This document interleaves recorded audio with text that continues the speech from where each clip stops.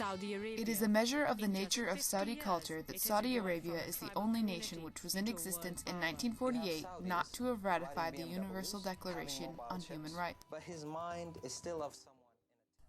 Women of the Holy Kingdom opens up by explaining the gap which is opened between Saudi Arabia's backward culture and their tremendous international influence as a result of their newfound oil wealth. Look at the many challenges faced by Saudi women every day. The Saudi Arabian government determines laws based on their interpretation of Muslim teachings. As a result, the government regulates the clothes that the women of Saudi Arabia are allowed to wear out in public, and all women must be accompanied by their male guardian outside of their own homes. Such practices violate the principle of legal equality as well as a host of basic human rights, including freedom of movement, thought, expression, and so on.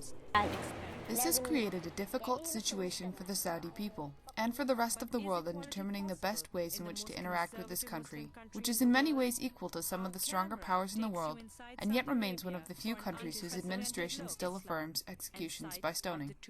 But most of all, this situation has left the women of Saudi Arabia in a difficult position, without many of the basic rights that women enjoy across the world in the countries that Saudi Arabia considers its equals.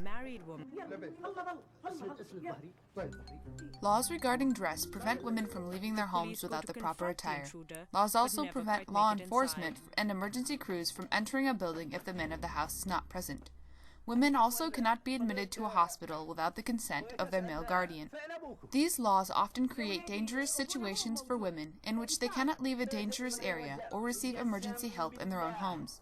Women of the Holy Kingdom details one occurrence where as many as 50 girls were killed or injured because the religious law enforcement would not allow them to leave a burning building because they were not wearing the proper head covering. Do you think that women should be allowed to vote?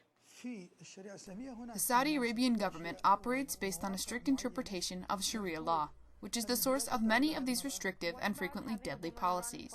It also means that women are not granted equal treatment in Saudi courts of law, and are frequently handed sentences of death by stoning, a slow and excruciating form of corporal punishment, for crimes of adultery, drug smuggling, blasphemy, or many other crimes for which a male might receive a much lesser sentence, or none at all.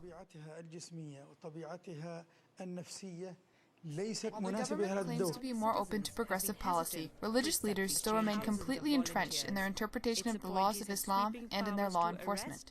These leaders have enormous influence in the devout communities of Saudi Arabia, but have also been almost inseparably intertwined with the Saudi government for many years. As such, overcoming the stigma that they assign to the equitable treatment of women in society will be a long, hard, and potentially deadly task for countless women. I think they really need a chance to get things changed for them.